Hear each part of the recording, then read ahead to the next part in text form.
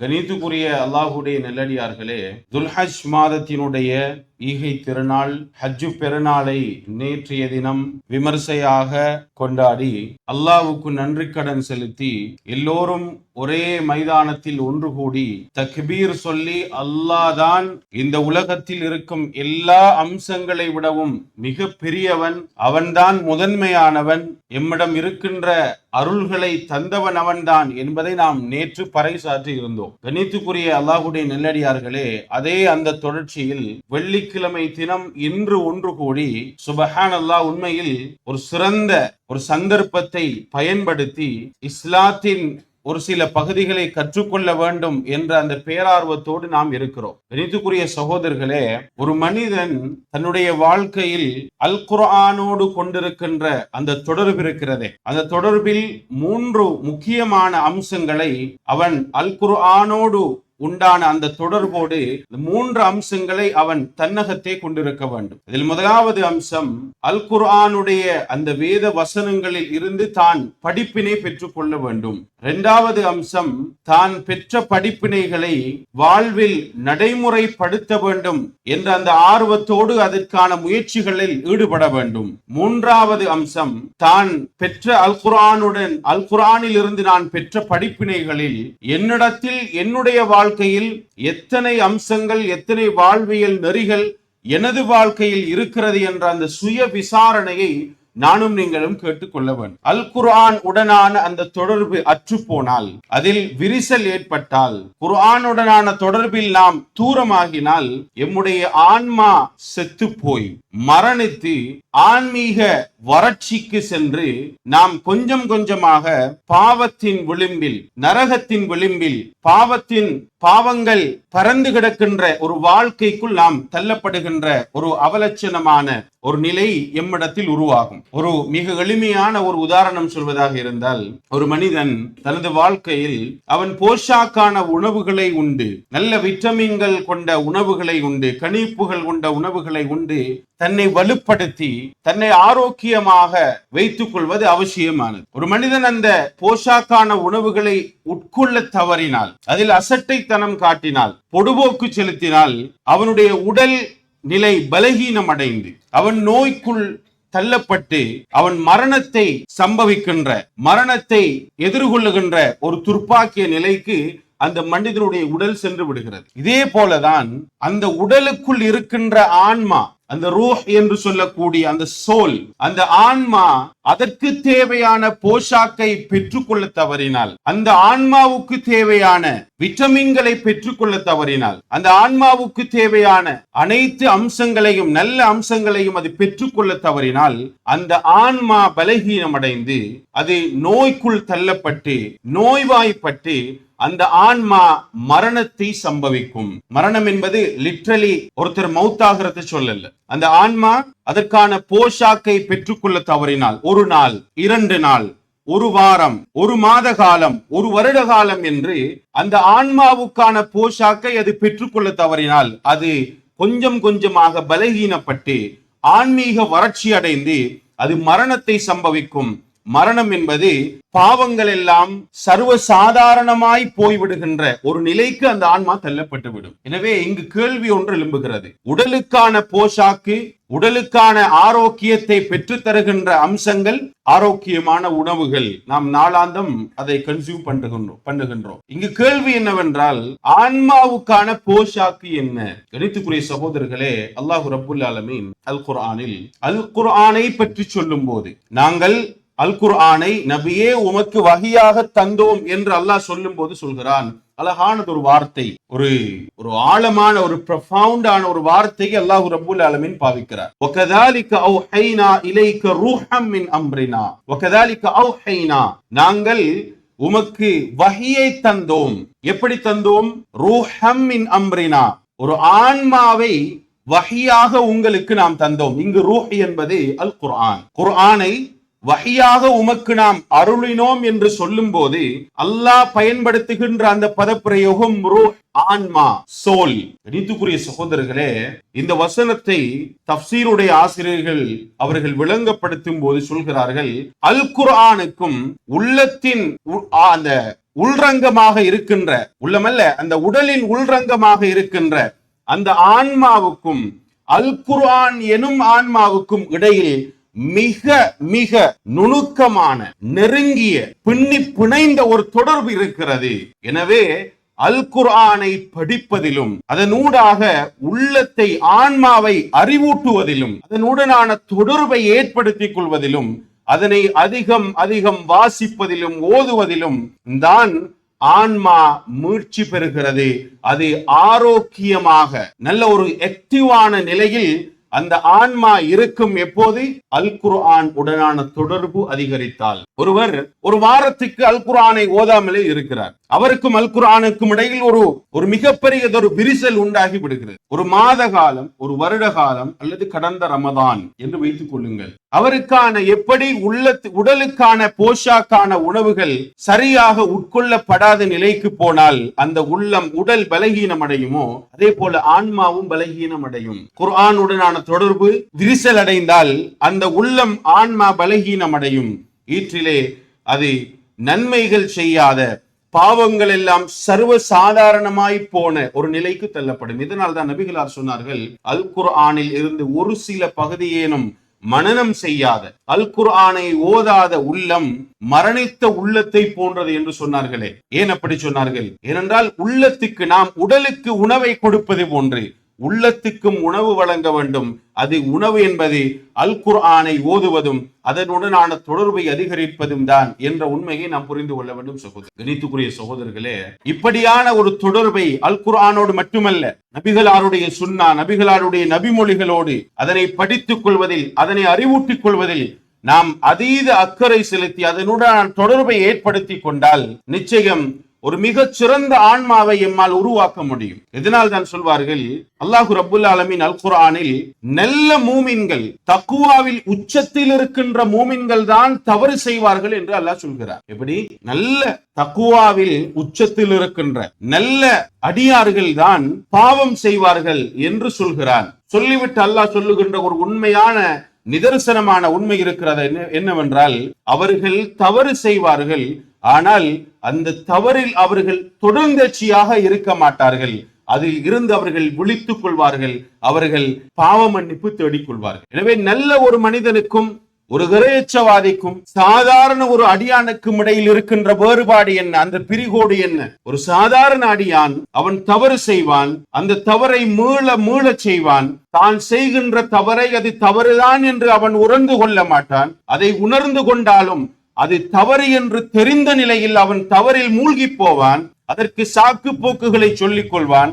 ஆனால் ஒரு சிறந்த அடியான் அவனும் தவறு செய்வான், ஆனால் அவன் தனது தவறை ரெகக்னைஸ் பண்ணுகின்ற, அதை அடையாளம் காணுகின்ற, அதை உணர்ந்து கொள்ளுகின்ற அந்த நிலையில்தான், அந்த போர்டரில் தான் அந்த அடியான் இருப்பான். தான் செய்வது தவறு என்று தன்னுடைய உள்ளம் தனக்கு சொன்னால், அல்லது அது பிறரால் அது சொல்லப்பட்டால் அதை ஏற்றுக்கொண்டு அதிலிருந்து வெளியே வருகின்ற முயற்சிகளில் அவன் ஈடுபட்டு தௌபா செய்கின்ற ஒரு அடியானாக அவன் இருப்பான். இதுதான் ஒரு சாதாரண அடியானுக்கும் ஒரு மிகச் சிறந்ததோர் ஒரு இறையச்சவாதிக்கும் இடையில் இருக்கின்ற பிரிகோடு என்று அல் குர்ஆன் எமக்கு சொல்லி காட்டுகிறது. கணித்துக்குரிய சகோதரர்களே, எனவே முதலில் இந்த உரையிலிருந்து எனக்கும் உங்களுக்கும் நான் சொல்லுகின்ற செய்தி, குர்ஆனோடு உடனான தொடர்பை வலுப்படுத்திக் கொள்ள வேண்டும். இஸ்லாத்தோடு உடனான அந்த தொடர்பை நாம் வலுப்படுத்திக் கொள்ள வேண்டும். மார்க்கத்தை கற்றுக்கொள்ளுகின்ற சபைகளில் உட்கார வேண்டும். அங்கு சொல்லப்படுகின்ற செய்திகளை தன்னோடும் தன்னுடைய வாழ்க்கையோடும் தன்னுடைய குடும்பத்தோடும் அதை ரிலேட் பண்ணுகின்ற, தொடர்பு படுத்தி பார்க்கின்ற, தன்னை தானே கேள்வி எழுப்பி சுய விசாரணை செய்கின்ற அந்த தன்மையை நாம் வளர்த்துக் கொள்ள வேண்டும் சகோதரர்கள். இல்லாமல் வெறுமனே ஜும்ஆவை ஒரு சடங்காக, ஒரு சம்பிரதாயமாக, ஒரு நிகழ்ச்சியாக வாரம் ஏதோ எனக்கு கடமையாக்கப்பட்டிருக்கிறது, அந்த ஜும்ஆவில் நான் கலந்து கொள்ளவில்லை என்றால் சமூகத்தில் எனக்கு இழுக்கு ஏற்படும் என்ற அந்த ஒரு மனோநிலையில் இந்த ஜும்ஆவை ஒரு சம்பிரதாயமாக நாம் எடுத்துக்கொண்டால் எம்மில் மாற்றம் வராமல் இருப்பதில் எந்தவித ஆச்சரியமும் கிடையாது சகோதரர்கள். எனவே சுய விசாரணை என்பது மிக முக்கியமானது ஒன்று. கணித்துக்குரிய சகோதரர்களே, இந்த வெள்ளிக்கிழமை தினத்தில் துல்ஹஜ் மாதத்தினுடைய படிப்பினைகள், அது எமக்கு சொல்ல வருகின்ற சில செய்திகளை நான் உங்களுக்கு சொல்ல போகிறேன். அது உங்களுக்கு மட்டுமல்ல, என்னுடைய வாழ்க்கைக்கும் சேர்த்துதான். இந்த துல்ஹஜ் மாதம் என்னென்ன தத்துவங்களை, நல்ல பல கருத்துக்களை, வாழ்வியல் நெறிகளை, செல்நெறிகளை எனக்கும் உங்களுக்கும் சொல்லுகிறது. ஏன் அல்லாஹ் இந்த மாதத்தை சிறப்பாக்கி இந்த மாதம் குறித்தும் இந்த மாதத்தினுடைய இறுதி 10 குறித்தும் நல்ல பல அல் குர்ஆனிய வசனங்களை இறக்கினான் என்பது தொடர்பில் நான் சில செய்திகளை எனக்கும் உங்களுக்கும் சொல்ல காத்திருக்கிறேன், சொல்ல போகிறேன். இந்த படிப்பினைகளை, இந்த லெசன்ஸ், இதனை நானும் நீங்களும் எமது வாழ்க்கையில் தொடர்புபடுத்தி அதை கேள்வி எழுப்புகின்ற ஒரு கடப்பாடு எனக்கும் உங்களுக்கும் இருக்கிறது. அது இல்லை என்றால் இந்த அமர்வில், இந்த 45 மணி நேரம், இந்த ஒரு மணித்தியால நாம் செலவு செய்கின்ற இந்த மணித்தியாலத்தில் எந்த பிரயோஜனமும் கிடையாது. கேள்வி கேட்க வேண்டும். நான் இந்த எதிர்பார்ப்பில், இந்த பர்பஸ், இந்த நோக்கம், இந்த அல் குர்ஆன் வசனம் சொல்லுகின்ற செய்தியில் என்னிடத்தில் ஏதாவது நலவுகள் இருக்கிறதா, இந்த செய்தி என்னுடைய வாழ்க்கையில் இருக்கிறதா என்பதுதான் கேள்வி. முதலாவது வசனம் அல்லாஹ் ரப்புல் ஆலமீன் குர்பானை குறித்து சொல்லுகின்ற வசனம். பிரபல்யமான ஒரு வசனம், எல்லோருக்கும் பரிச்சயமான ஒரு வசனம். குர்பானி குறித்து அல்லாஹ் ரப்புல் ஆலமீன் பேசும்போது லை யனால் அல்லாஹ் லுஹுமுஹா வலா திமாஉஹா வலாக்கி யனாலுஹு தக்வா மின்கும். சுப்ஹானல்லாஹ். நீங்கள் அறுத்து பலியிடுகின்ற அந்த விலங்கினுடைய, அந்த மாட்டினுடைய, அந்த ஆட்டினுடைய இரத்தமோ அல்லது அந்த மாட்டினுடைய இறைச்சியோ ஒரு காலும் அல்லாவை சென்றடைவதில்லை. உங்களுடைய இறையச்சம் தான் அல்லாவை சென்றடைகிறது என்று அல்லாஹ் ரப்புல் ஆலமீன். லை யனால் அல்லாஹ், ஒரு கால், அது சாதாரண பிரயோகம் அல்ல. ஒருபோதும், எந்த நேரத்திலும், எத்தருணத்திலும் நீங்கள் அறுத்து பலியிடுகின்ற அந்த இறைச்சியோ அந்த இரத்தமோ, அல்லாஹ் சொல்ல வருகின்ற செய்தி என்னவென்றால், நீங்கள் செய்கின்ற இபாதாவினுடைய வெளித்தோற்றம் அல்லாஹ்விடம் சென்றடைவதில்லை, ஒருபோதும் சென்றடைவதில்லை. அந்த இபாதாவின் பின்னால் இருக்கின்ற நோக்கம், அந்த இபாதாவின் பின்னால் இருக்கின்ற இறையச்சம், நீங்கள் செய்கின்ற அந்த சமூக சேவையின் பின்னால் இருக்கின்ற எதிர்பார்ப்பு, நீங்கள் சிந்திக்கின்ற அந்த சிந்தனை, அது மட்டும்தான் அல்லாஹ்வை சென்றடைகிறது என்று அல்லாஹ் ரப்புல் ஆலமீன் இந்த குர்பானி குறித்து, இந்த துல்ஹஜ் மாதத்தினுடைய ஒரு மிக பிரதானமான இபாதா தொடர்பில் அல் குர்ஆனிய வசனத்தை இறக்குகிறான். சகோதரர்களே, இந்த அல் குர்ஆனிய வசனத்தில் இருந்து எனக்கும் உங்களுக்குமான படிப்பினை என்ன? இதுதான் இன்றைய கேள்வி. நாம் வாழ்க்கையில் செய்கின்ற எத்தனையோ இபாதாக்கள், அல்லாஹ்வோடு நேரடியாக தொடர்புபடுகின்ற இபாதாக்கள், தொழுகை, நோன்பு, ஜகாத், ஹஜ், இப்படியான நேரடியான இபாதாக்கள். இது அல்லாமல் இபாதா ஷாயிரியா, இபாதா தஆமுலியா என்கின்ற மனிதர்களோடு தொடர்புபட்ட இபாதாக்கள், சதகா, சமூக சேவை அல்லது பள்ளி நிர்வாகம், இப்படி சமூகத்தோடு தொடர்புபட்ட இபாதாக்கள் இருக்கிறது. இந்த இபாதாக்களில் அல்லது அல்லாஹ்வோடு நேரடியாக தொடர்புபடுகின்ற இபாதாக்களில் எம்முடைய நோக்கம், எதிர்பார்ப்பு, அதன் பின்னால் இருக்கின்ற அந்த குறிக்கோள் என்ன என்பது மட்டும்தான் அல்லாஹ்வுக்கு தேவை. அந்த எண்ணம், அந்த சிந்தனை தான் அல்லாஹ்வை சென்றடைகிறது. எனவே கணித்துக்குரிய சகோதரர்களே, நான் இறைவன் பாதையில் செலவு செய்யும் போது நான் என்ன சிந்திக்கிறேன்? நான் சமூக சேவையில் ஈடுபடும் போது நான் என்ன சிந்திக்கிறேன்? ஏன் ஒரு தொழுகையை தொழும் போது அந்த தொழுகையின் பின்னணியில் என்னுடைய உள்ளத்தில் இருக்கின்ற எண்ணம் என்ன? நான் ஒரு நல்ல அடியான் என்று பிறரால் சொல்லப்பட வேண்டும் என்பதற்காக அந்த சதக்காவை, ஜக்காத்தை கொடுக்கிறேனா? அல்லது அந்த தொழுகையை நான் நிறைவேற்றுகிறேனா? அல்லது அல்லாஹ்வுடைய அன்பை மட்டும் நான் சம்பாதிக்க வேண்டும் என்ற ஒரு கலப்பற்ற தூய்மையான எண்ணத்தோடு அந்த இபாதா நிறைவேற்றப்படுகிறதா என்பதுதான் இங்கு கேள்வி. சகோதரர்களே, கண்ணியத்துக்குரிய அல்லாஹ்வுடைய நல்லடியார்களே, இன்றைக்கு பல நல்லடியார்களுடைய இபாதாக்கள் கெட்டுப்போய் மாசுபடுத்தப்பட்டிருப்பதெல்லாம் இந்த நோக்கம் சரியாக நிறைவேறாமல் இருப்பதனால் தான். அந்த இபாதாவின் பின்னால் இருக்கின்ற இறையச்சம், அந்த இபாதாவின் பின்னால் இருக்கின்ற அந்த தூய்மையான எண்ணம், அந்த இபாதாவின் பின்னால் இருக்கின்ற அந்த இஹ்லாஸ், கலப்பற்ற அந்த எண்ணம் சரியாக நிறைவேற்றப்படாமல் அல்லது சரியாக பேணப்படாமல் இருப்பதனால்தான் இன்றைக்கு இபாதாக்கள் எல்லாம் கரப்ஷன்ஸ், இபாதாக்கள் எல்லாம் மாசுபடுத்தப்பட்டு அவைகள் பாழ்படுத்தப்பட்டிருக்கிறது என்பதை நானும் நீங்களும் புரிந்து கொள்ள வேண்டும் சகோதரர். எனவே இன்றைய நாளில் நானும் நீங்களும் கேட்டுக்கொள்ள வேண்டிய கேள்வி,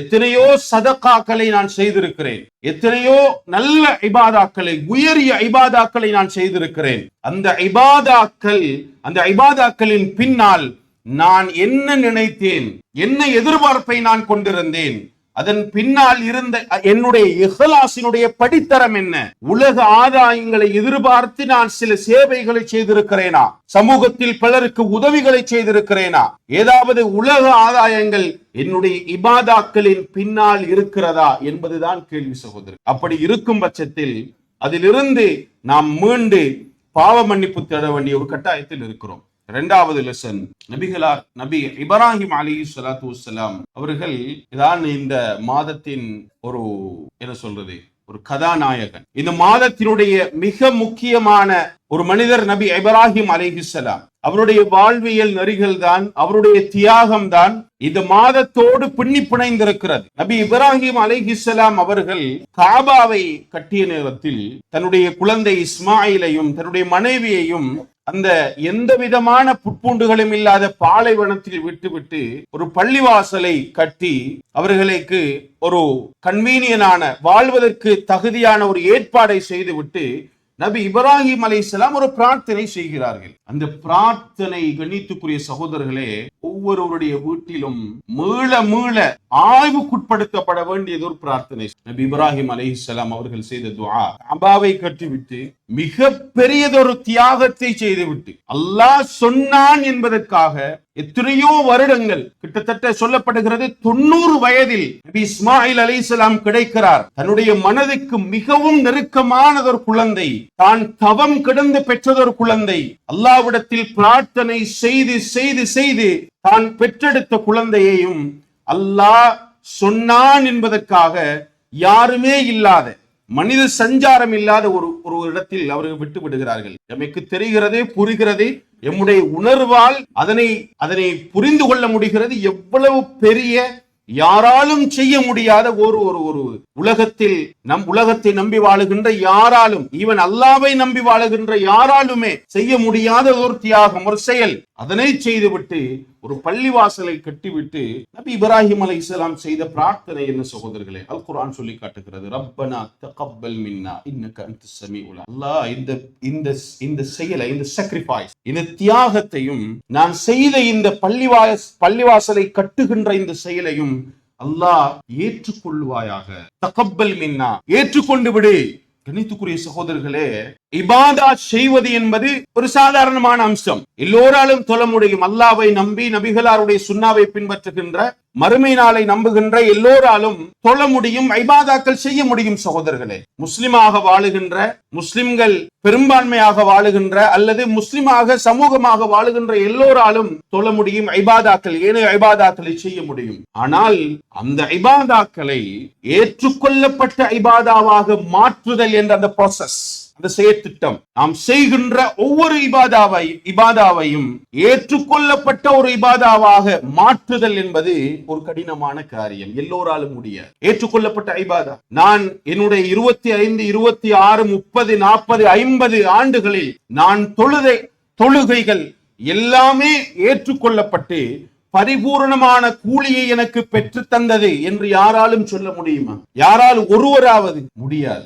ஏன்? முதலில் எமக்கு அதை பற்றி தெரியாது. இரண்டாவது, எம்மால் சொல்ல முடியாது. எத்தனையோ குறைகளை நாம் சுமந்து கொண்டுதான் இந்த இபாதாக்களை செய்து கொண்டிருக்கிறோம். எத்தனையோ குறைகள், எம்முடைய இஹ்லாஸில் ஒரு குறை இருக்கும், அல்லது அந்த இபாதாவை செய்கின்ற அந்த முறைமையில் இப்படித்தான் தொழ வேண்டும், இப்படித்தான் ஹஜ் செய்ய வேண்டும், இப்படித்தான் இந்த இபாதாவை நிறைவேற்ற வேண்டும் என்ற முறைமையில் ஒரு குறை இருக்கலாம். எனவே குறைகளோடு தான் இபாதாக்கள் செய்து கொண்டிருக்கிறோம். கணித்துக்குரிய சகோதரர்களே, எனவே எவ்வளவு பெரிய உயரிய ஒரு இபாதாவை செய்துவிட்டு நபி இப்ராஹிம் அலைஹிஸ்ஸலாம் கேட்கிறார், யா அல்லாஹ் ஏற்றுக்கொள், இந்த செயலை ஏற்றுக்கொண்டு விடு, இல்லாவிட்டால் இதற்கான எந்த பெருமானமும் முன்னிடத்தில் கிடையாது. கணித்துக்குரிய சகோதரர்களே, எவ்வளவு உயர்ந்த ஒரு இபாதாவை செய்தாலும் அது அல்லாஹ்விடத்தில் ஏற்றுக்கொள்ளப்பட்டதா என்ற மிகப்பெரியதொரு கொஸ்டின் மார்க் இருக்கு. அதனால் நாம் செய்கின்ற ஜகாத், நாம் செய்கின்ற சதகாக்கள், நாம் செய்கின்ற இபாதாக்களால், அல்லது நாம் ஒரு நல்லடியாராக சாலிகான ஒரு வாழ்க்கையை வாழுகின்றோம் என்பதனால் மாத்திரம் நாம் சிறந்தவர் என்று எம்மை நாம் முத்திரை குத்திவிட முடியாது. நான் சிறந்த மனிதன், என்னால் சோழம் செல்ல முடியும், நான் எத்தனையோ மாதம் வருடம் நான் சதகாக்கள் செய்திருக்கிறேன், தான தர்மங்கள் செய்திருக்கிறேன் என்பதனால் மாத்திரம் நான் சிறந்தவன் என்று என்னால் ஒரு காலம் என்னை அடையாளப்படுத்த முடியாது. ஈவன் என்னால் சிந்திக்க கூட முடியாது. ஏன்? அது ஏற்றுக்கொள்ளப்பட்டதா என்பதை எனக்கும் யாருக்கும் தெரியாது. எனவே இபாதாக்களை அல்லாஹ் ஏற்றுக்கொள்ள வேண்டும் என்ற அந்த பிரார்த்தனை என்பதை வாழ்க்கையில் மிக முக்கியமான. நீங்கள் பிரார்த்தனை செய்யும் போது அல்லாஹ்விடத்தில், யா அல்லாஹ், என்னுடைய தொழுகைகளை, என்னுடைய ஏனைய இபாதாக்களை ஏற்றுக்கொண்டு விடு என்ற அந்த பிரார்த்தனையை கட்டாயம் சேர்த்துக் கொள்ளுங்கள். கணித்துக்குரிய சகோதரர்களே, யாரும் யாரை விடவும் எத்தருணத்திலும் எதனாலும் சிறந்தவர் இல்லை என்பதை இந்த வார்த்தை நமக்கு சொல்லுகிறது சகோதரர். இது இரண்டாவது லெசன். மூன்றாவது அம்சம், நபி இப்ராஹிம் அலைஹிஸ்ஸலாம் சொன்ன செய்த பிரார்த்தனைகளில் ஒன்றுதான், ரப்பனா இன்னி அஸ்கன்து மின் துர்ரியதி பிவாதின் கைரி தி ஸர்இன் இந்த பைத்திகல் முஹர்ரம். அவர் சொல்கிறார், என்னுடைய சந்ததியை யாருமே இல்லாத மனித சஞ்சாரமற்ற இடத்தில் நான் குடியமர்த்தி இருக்கிறேன். பிரார்த்தனை செய்கிறார், ரப்பனா லியுகீமுஸ் ஸலாத ஃபஜ்அல் அஃஇதத்தம் மினன் நாஸ் தஹ்வி இலைஹிம் வர்ஸுக்ஹும் மினஸ் ஸமராத்தி லஅல்லஹும் யஷ்குரூன். அற்புதமானது வார்த்தை. நீங்கள் குர்ஆனை புரட்டி நபி இப்ராஹிம் அலைஹிஸ்ஸலாம் செய்த பிரார்த்தனைகள் என்று நீங்கள் அதை கலெக்ட் பண்ணினால், நபி இப்ராஹிம் அலைஹிஸ்ஸலாம் செய்த துஆக்களை ஒன்று சேர்த்தாலே அது தனி பாடம், தனி லெக்சர். ரப்பி ஜஅல்னி முகீமஸ் ஸலா ரப்பி ஹப்லி ஹுக்மன் வஅல்ஹிக்னி பிஸ்ஸாலிஹீன் வஜஅல்னி லிஸான ஸித்கின் ஃபில் ஆখিরিன். நபி இப்ராஹிம் செய்த பிரார்த்தனை அலைஹிஸ்ஸலாத்து வஸ்ஸலாம். எத்தனையோ துஆக்களை அவர் செய்திருக்கிறார். எனவே நாம் இங்கு நாம் பேசுகின்ற அம்சம் துல்ஹஜ் மாதம் தொடர்பில் அவர்கள் செய்த துஆக்கள். அவர் கேட்கிறார், லியுகீமுஸ் ஸலாத ஃபஜ்அல் அஃஇதத்தம் மினன் நாஸ். முதலாவது அம்சம் அவர் கேட்கிறார், யா அல்லாஹ், என்னுடைய குடும்பத்தை யாரும் இல்லாத இடத்தில் குடியமர்த்தி இருக்கிறேன், என்னுடைய சந்ததியை தொழுகையாளிகளாக மாற்றிவிடு, என்னுடைய சந்ததியை தொழுகையாளிகளாக மாற்றிவிடு. லியுகீமுஸ் ஸலா, தொழுவதற்கான ஏற்பாடை அவர்களுக்கு செய்து கொடு, அதற்கான உள்ளத்தை அவர்களுக்கு கொடு. இரண்டாவது, ஃபஜ்அல் அஃஇதத்தம் மினன் நாஸி தஹ்வி இலைஹிம், மனிதருடைய உள்ளங்களை அவர்களின் பக்கம் அன்பு கொண்ட உள்ளங்களாக, கம்யூனிட்டி, சமூகத்தை அவர்களோடு சேர்ந்து வாழுகின்ற சமூகமாக மாற்றிவிடு. வர்ஸுக்ஹும், மூன்றாவது தான் கேட்கிறார், ரிஸ்க பத்தி பேச. அவர்களுக்கு வாழ்வாதாரத்தை கொடுத்து விடு. சாதாரணமாக ஒரு மனித இயல்பில் நாம் சிந்தித்து பார்த்தால், ஒருவரும் சிந்தித்து பாருங்கள், தன்னுடைய மனைவியை, குழந்தையை யாருமே இல்லாத ஒரு வாழ்வதற்கான சர்வைவலுக்கான எந்த விதமான ஆதாரமும் இல்லாத ஒரு இடத்தில், இதுவரைக்கும் இதற்கு முன்னாலும் அந்த இடத்தில் மனிதர்கள் வாழ்ந்ததற்கான அடையாளங்கள் இல்லாத ஒரு இடத்தில் எனது குடும்பத்தை நான் தனியே விட்டு அல்லாஹ்விடத்தில் துஆ கேட்க ஆரம்பித்தால், முதலில் எதற்கு? அல்லாஹ் இவங்களுக்கு வாழ்வாதாரத்தை, சாப்பிடுறதுக்கு, சர்வைவலுக்கு ஏதாவது கொடுத்துருன்னு முதல்ல. ஆனால் நபி இப்ராஹிம் அலைஹிஸ்ஸலாம் அவர் முதன்மைப்படுத்தி கேட்கிறார், யா அல்லாஹ், இவர்களை தொழுகையாளிகளாக மாற்றிவிடு என்று அவருக்கு தெரியும். தொழுகை வந்து விட்டால் மற்ற எல்லாமே தானாக வரும். இரண்டாவதாக கேட்கிறார், சமூகத்தை அவர்களோடு ஒன்றித்து வாழுகின்ற சமூகமாக, எல்லோரும் முரண்பாடு இல்லாமல் சேர்ந்து வாழுகின்ற ஒரு சமூகமாக இவர்களையும் இவர்களை சார்ந்தவர்களையும் ஆக்கிவிடு.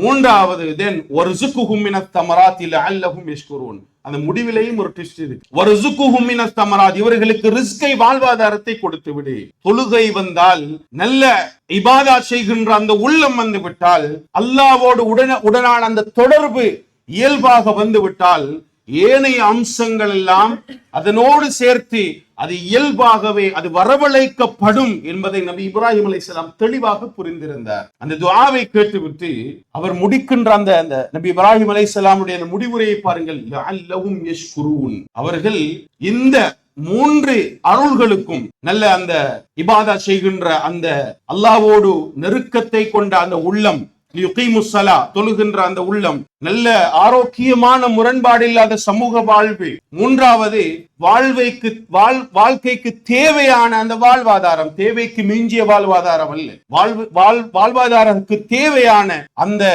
சர்வைவலுக்கு தேவையான அந்த ரிஸ்க், இந்த மூன்று மிக பெரிய அருள்களுக்கும் நன்றி செலுத்துகின்ற அடியார்களாக அவர்கள் இருப்பார்கள் என்று அவர் முடிக்கிறார். இது பெரியதொரு லெசன் சகோதரர். தொழுகை என்பது வாழ்க்கையினுடைய அச்சாணி. அதனால் தான் குடும்பம் எழுந்து நிற்கிறது. அதுதான் உள்ளத்தினுடைய விமோசனத்துக்கும் ஆன்ம திருப்திக்கும் அச்சாணியாக, அடித்தளமாக அமைகிறது. கிடைத்துக்குரிய சகோதரர்களே, அந்த துஆவினுடைய இறுதி பகுதி என்ன? இந்த அருள்களுக்கெல்லாம் அவர்கள் நன்றி உள்ளவர்களாக இருக்க வேண்டும். சகோதரர்களே, எமக்கு தரப்பட்ட அருள்கள் இருக்கிறது, எண்ணி பாருங்கள். சற்று ஒரு நிமிடம் ஒதுக்கி தனக்கு தரப்பட்ட அருள்களில் ஒரு 5ஐ நினைத்து பாருங்கள். மிகப்பெரிய அருள்களை, ஆரோக்கியம், இந்த நேரம், சிந்திக்கின்ற அந்த ஆற்றல், கண்ணியமாக ஆடை அணிந்து சமூகத்தில் வலம் வருகின்ற அந்த சந்தர்ப்பம், ஈமானோடும் தௌஹீதோடும் இறையச்சத்தோடும் வாழ்கின்ற அந்த சௌபாக்கியமா அந்த வாழ்வு, இந்த அருள்களுக்கெல்லாம் நாம் எவ்வளவு தூரம் நன்றியோடு வாழுகின்றோம் என்ற ஒரு கேள்வியும் இருக்கிறது. எவ்வளவு தூரம் அதற்கு நன்றி செலுத்தி வாழுகின்றோம்? ஒவ்வொரு இபாதத், ஒவ்வொரு அருள்களுக்கும் தனித்தனியாக நன்றி செலுத்த வேண்டியது மூமினுடைய கடமை. நான் நினைத்துவிடக் கூடாது, அல்லாஹ்வுக்கு நன்றி செலுத்துதல் என்றால், சுக்ர் செய்வது என்றால் உட்கார்ந்து ஒரு மணி நேரம் ஒதுக்கி தக்பீர் சொல்வது மாத்திரம், சுப்ஹானல்லாஹ் என்று சொல்வது மாத்திரம், அல்ஹம்துலில்லாஹ் சொல்வது மாத்திரம் அல்ல நன்றி செலுத்துதல். அது பிழையான கன்செப்ட். நன்றி செலுத்துகின்ற அந்த முறைமைகளில் அதுவும் ஒன்று. அல்ஹம்துலில்லாஹ் என்று ஒருவர் மனதார, உளமாற ஒருவர் தனக்கு அல்லாஹ் செய்த அருளை நினைத்து ஒருவர் அல்ஹம்துலில்லாஹ் என்று சொல்கிறார் என்றால் அது நன்றி செலுத்துதல் என்ற அந்த வடிவங்களில் மிகச் சிறிய முறைமை. ஆனால் உண்மையில் நன்றி செலுத்துதல் என்பது ஒவ்வொரு அருள்களையும் நினைத்து அந்த அருள்களுக்கு எப்படி நன்றி செலுத்த வேண்டுமோ அந்த முறைமையில் அதுக்கு நன்றி செலுத்தப்பட வேண்டும். ஒருவருக்கு அல்லாஹ் அளவு கடந்த செல்வத்தை கொடுத்திருக்கிறான், நல்ல அந்த நுகர்வு சக்தியை கொடுத்திருக்கிறான், போதுமான செல்வத்தை ஒருவருக்கு அல்லாஹ் கொடுத்திருக்கிறான் எனும்போது அந்த செல்வத்தை நினைத்து அவர் பள்ளிவாசலில் உட்கார்ந்து அல்ஹம்துலில்லாஹ் என்று 1000 தடவை சொல்வதல்ல அந்த செல்வத்துக்குரிய நன்றி செலுத்துதல். அந்த செல்வத்தை எப்படி பயன்படுத்த வேண்டுமோ அதே முறைமையில் அதனை பயன்படுத்துதல் தான் அந்த செல்வத்துக்கான நன்றி செலுத்து. தேவையான மனிதர்களுக்கு அதை கொடுத்து உதவுதல், நிசாபை அடைந்து விட்டால் ஜக்காத்தை பேணி வருதல், அந்த செல்வத்தால் எதனை செய்தால் அல்லாஹ் விரும்புவானோ, எது இஸ்லாத்தில் சொல்லப்பட்டு இருக்கிறதோ அதே முறைமையில் அந்த செல்வத்தை பயன்படுத்துதல் தான் அந்த செல்வத்துக்குரிய நன்றி கடன். ஒருவர் ஆரோக்கியம் கொடுக்கப்பட்டிருக்கிறது, ஒருவருக்கு அறிவு கொடுக்கப்பட்டிருக்கிறது, அவர் அந்த அறிவை சரியாக பயன்படுத்தி அந்த அறிவால் இஸ்லாத்துக்கு ஏதாவது பிரயோஜனம் கிடைக்கின்ற விதத்தில் அந்த அறிவை பயன்படுத்தி பலருக்கு அந்த அறிவை கொடுத்து கற்றுக் கொடுத்து பலருக்கு உதவி செய்கிறார் என்றால் அந்த அறிவுக்கு அவர் நன்றி செலுத்துகிறார். அறிவை நினைத்து அல்லாஹ் எனக்கு நல்ல இன்டெலிஜென்ஸ், நல்ல அந்த அறிவை தந்திருக்கிறான் என்று அவர் அல்ஹம்துலில்லாஹ் சொன்னால் அதுக்கு போதுமானதல்ல. எனவேதான் நபி இப்ராஹிம் அலைஹிஸ்ஸலாம், யா அல்லாஹ், இந்த மிக பெரும் 3 அருள்கள், தொழுகையாளியாக வாழுகின்ற, சமூகத்தோடு ஒன்றித்து போகின்ற, சேர்ந்து வாழுகின்ற, அதே நேரம் நல்ல போதுமான ரிஸ்கை பெறுகின்ற இந்த மிக பெரும் 3 அருள்களுக்கும் இவர்கள் நன்றி உள்ளவர்களாக இருக்க வேண்டும் என்று இப்ராஹிம் அலைஹிஸ்ஸலாம் முடிக்கிறார். இணைத்துக்குரியவர்களே, பெரும் பெரும் பாடங்களை, படிப்பினைகளை நாம் பெற்றுக்கொள்ள வேண்டும். அதனால் தான் ஆரம்பத்தில், இந்த உரையின் ஹுத்துபாவினுடைய ஆரம்பத்தில் நான் சொன்னேன், ஒரு மூமின் என்பவன் அல் குர்ஆனிய வசனங்களின் ஊடாக தன்னை அறிவூட்டி கொண்டு, தன்னையும் தன்னுடைய உள்ளத்தையும் ஆன்மாவையும் அறிவூட்டி கொண்டு அதில் இருந்து படிப்பினைகளை பெற்று அதை வாழ்க்கையில் நடைமுறைப்படுத்தி அந்த லெசன்ஸ், அந்த படிப்பினைகளை தன்னுடைய வாழ்க்கையில் தொடர்புபடுத்தி பார்க்கின்ற ஒரு மூமினாக ஒருவர் இருக்க வேண்டும். இந்த துல்ஹஜ் மாதம், இந்த சீசன்ஸ் ஆஃப் குட்னஸ் என்று சொல்லக்கூடிய இந்த பொற்காலம், இபாதாக்கள் செய்வதற்கான பொற்காலத்தில் நாம் இருக்கிறோம். இந்த சீசனை பற்றி, இந்த காலத்தை பற்றி அல்லாஹ் அல் குர்ஆனில் பல்வேறு வசனங்கள் சொல்லுகிறான் என்று நாம் பல்வேறு வசனங்களை பார்த்திருக்கிறோம். அந்த வசனங்கள் ஒவ்வொன்றும் பெரும்பெரும் வாழ்வியல் தத்துவங்களையும் வாழ்வியல் படிப்பினைகளையும் எமக்கு சுமந்து வருகிறது என்று ஒவ்வொரு வசனங்களிலும் பல படிப்பினைகளை பார்த்திருக்கிறோம். அந்த படிப்பினைகளை வாழ்க்கையில் எடுத்து நடக்கின்ற, அல்லது அது என்னுடைய வாழ்க்கையில் இருக்கிறதா என்ற கேள்வி எழுப்புகின்ற, குறைந்தபட்சம் அதனை கேள்வி எழுப்புகின்ற ஒரு கட்டாய கடமை எனக்கும் உங்களுக்கும், இந்த அமர்வில் இருக்கின்ற ஒவ்வொருவருக்கும், இந்த உரையை வெளியிலிருந்து கேட்கின்ற பெண்களுக்கும் இருக்கிறது என்பதை இந்த இடத்தில் சொல்லி முதலாவது உரையை முடித்துக் கொள்கிறேன். وآخر دعوتي أن الحمد لله رب العالمين. بسم الله الرحمن الرحيم. الحمد لله وحده والصلاة والسلام على رسول الله محمد بن عبد الله وعلى آله حزب الله ما بعد. பெரித்துக்குரிய சகோதரர்களே, துல்ஹஜ் மாதம், அந்த மாதத்தில் அல்லாஹ் ரப்புல் ஆலமீன், அந்த மாதம் தொடர்பில் அல்லாஹ் ரப்புல் ஆலமீன் என்னென்ன அல் குர்ஆனி வசனங்களை சொல்லி இருக்கிறான். அந்த வசனங்கள் தரும் படிப்பினைகள் என்ன?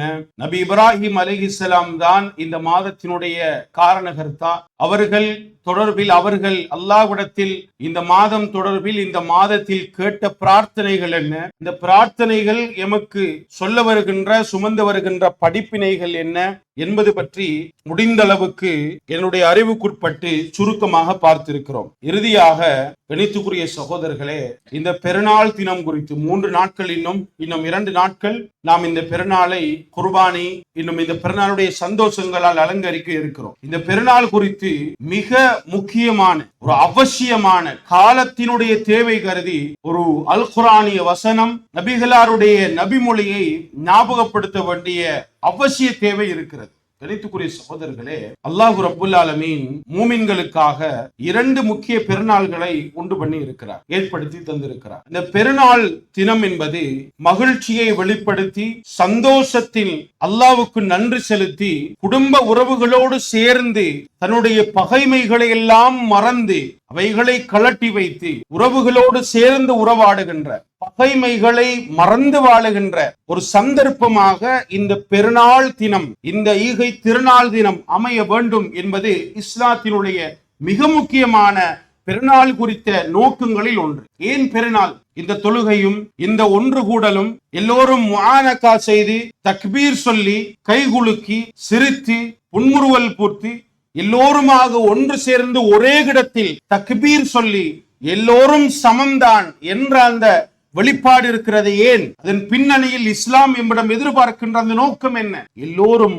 சமூகமாக சேர்ந்து வாழ வேண்டும், குடும்பமாக சேர்ந்து வாழ வேண்டும் என்பதுதான் சகோதரர்கள். அதனால் தான் நான் ஏற்கனவே சொன்னேன், இப்ராஹிம் அலைஹிஸ்ஸலாம் அவர்கள் செய்கின்ற அந்த பிரார்த்தனையில் 2வது தொழுகையின் பின்னால் அவர்கள் பிரையாரிட்டி கொடுத்த 2வது அம்சம் என்ன? சமூகமாக இந்த குடும்பம் சேர்ந்து வாழ வேண்டும். எனவே கணித்துக்குரிய சகோதரர்களே, பெருநாள் தினம் என்பது பகைமையோடு வாழுகின்ற ஒவ்வொரு உறவுகளுக்குமானதொரு சந்தர்ப்பம். அந்த பகைமைகளை மறந்து இந்த பெருநாளை ஒரு வாய்ப்பாக எடுத்து அவர்களோடு சலாம் சொல்லி உறவாடுவதற்கான மிக பெரியதொரு வாய்ப்பு, ஒரு அரிய சந்தர்ப்பம் என்பதை ஒவ்வொரு மூமினும் தன்னுடைய சிந்தனையில் ஆழ பதித்துக் கொள்ள வேண்டும். ஏனென்றால் இந்த குடும்ப உறவுகள் குறித்து வருகின்ற பல்வேறு நபிமொழிகளில் ஒரு நபிமொழி மாத்திரம் போதுமான சகோதரர்களே, குடும்ப உறவோடு சேர்ந்து வாழ்வதற்கு, அதை பற்றி சிந்திப்பதற்கு, உடனே பகைமைகளை மறந்து எல்லோருமாக சேர்ந்து வாழ்வதற்கு ஒரே ஒரு நபிமொழி மட்டும் போதுமானது. சஹீஹ் முஸ்லிமில் பதிவு செய்யப்பட்ட ஒரு நபிமொழி. நபிகளார் ஸல்லல்லாஹு அலைஹி வஸல்லம் சொல்கிறார்கள், லா யதுகுலுல் ஜன்னத காத்திஉ ரஹீம். இரத்த உறவை முறித்து வாழுகின்ற, குடும்ப உறவை முறித்து வாழுகின்ற அவர்கள், அந்த மனிதர்கள், அந்த மூமின்கள் சுவனம் நுழைய மாட்டார்கள். சிந்தித்து பாருங்கள், இவ்வளவு பயங்கரமானது ஒரு கருத்து. குடும்ப உறவு என்பது உலக வாழ்க்கையில் கொண்டதொரு அம்சம், உலக வாழ்வோடு தொடர்பட்டதொரு அம்சம், ஒரு நோமலான ஒரு விஷயம். அந்த குடும்ப உறவை முறிப்பதன் ஊடாக என்னுடைய சுவனம் எனக்கு தடைபடுகிறது என்றால் அப்படி ஒரு பகைமை தேவையா சகோதரர்களை? சிந்தித்து பாருங்கள். அப்படி என்னதொரு பகைமை நம்மிடத்தில் இருக்க முடியும்? உலக ஆதாயங்கள், உலக நோக்கங்கள், உலக அம்சங்களை மையமாக கொண்டுதான் இந்த பகைமைகள் உருவாகும். அவர் பள்ளிக்கு அழைத்தும் அவர் பள்ளிக்கு வரவில்லை என்று நாம் யாருமே முரண்பாடோடு கதைக்காமல் வருடக்கணக்கில் இருப்பதில்லை. அவர் இஃப்தாருக்கு அழைக்கப்பட்டு அல்லது நீங்கள் ரமதானில் நோன்பு பிடிக்காமல் இருக்காதீர்கள், தொழிலை காரணம் காட்டி நோன்பு பிடிக்காமல் இருக்காதீர்கள் என்று சொன்னதற்காக இவர் என்னோடு பேசாமல் இருக்கிறார் என்று யாராவது பகைமை சொல்கிறோமா? வளவு பிரச்சனை, காணி பிரச்சனை, என்னை அவர் மதிக்கவில்லை, எனக்கு அவள் முதலில் கல்யாணத்துக்கு பத்திரிகை வைக்கவில்லை, இப்படியான உலக காரணங்கள், தன்னுடைய கௌரவம் தொடர்பில் வரக்கூடிய நொண்டிச்சாட்டுகளை சொல்லித்தான் நாம் பகைமைகளை வளர்த்துக் கொண்டே உறவுகளை முறித்து வாழ்ந்து கொண்டிருக்கிறோம். சிந்திக்க வேண்டும்.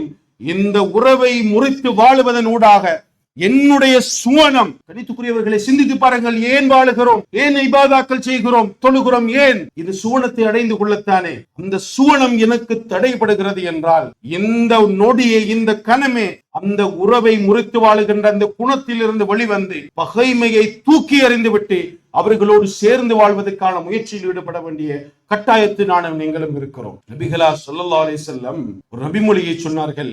இதுவும் சஹீஹ் முஸ்லிமில் பதிவு செய்யப்பட்டது ஒரு நபிமொழி. ஒவ்வொரு திங்கட்கிழமை வியாழக்கிழமை தினங்களில் ஒவ்வொரு மனிதனுடைய இபாதாக்களும் அல்லாஹ்விடத்தில் எடுத்து காட்டப்படும். இவர் இன்ன இபாதா செய்தார், இவர் இன்னென்ன இபாதாக்களை இந்த நாட்களில் செய்திருக்கிறார் என்று அல்லாஹ்விடத்தில் அதை எடுத்து காண்பிக்கப்படும். இப்படி இந்த ப்ராசஸ், இந்த காண்பிக்கப்படுகின்ற இந்த அமைப்பில், இந்த முறைமையில் யார் யாரெல்லாம் இந்த ஷஹ்னா என்று சொல்லக்கூடிய வெறுப்பு மனோநிலையோடு குடும்ப உறவுகளை துண்டித்து வாழ்கிறார்களோ அவர்களுடைய அந்த இபாதாக்களை அல்லாஹ் கொஞ்சம் அதை தள்ளி வையுங்கள், அதை ஹோல்ட் ஆன் பண்ணுங்கள் என்று அதை என்னால் இப்போது பரிசீலிக்க முடியாது என்று அது கொஞ்சம் தள்ளி வைக்கப்படும். அந்த இபாதாக்களுக்கு எந்த விதமான நன்மைகளும் வழங்கப்படாத நிலையில் அது தொங்கவிடப்பட்டிருக்கும் என்ற நபிமொழியை நபிகளார் ஸல்லல்லாஹு அலைஹி வஸல்லம் சொல்கிறார். அனைத்துக்குரிய சகோதரர்களே, உறவுகளை முறித்து வாழுகின்ற அந்த ஒவ்வொரு மூமினுடைய இபாதாக்களும் இன்றளவில் இந்த நொடிப்பொழுது வரைக்கும் அவர்களுடைய இபாதாக்கள் ஏற்றுக்கொள்ளப்படாத ஒரு நிலையில் தான் இருக்கிறது என்றால் எவ்வளவு மிகப்பெரியதொரு துர்ப்பாக்கிய நிலை. ஒருவரோடு கொண்ட பகைமையின் விளைவாக நான் நேரம் செலவழித்து, நான் தியாகம் செய்து, நான் நேரம் ஒதுக்கி தூய இஹ்லாஸோடு செய்த இபாதாக்கள் இன்னும் ஏற்றுக்கொள்ளப்படாத நிலையில் இருக்கிறது என்றால் ஏன் இந்த பகைமை?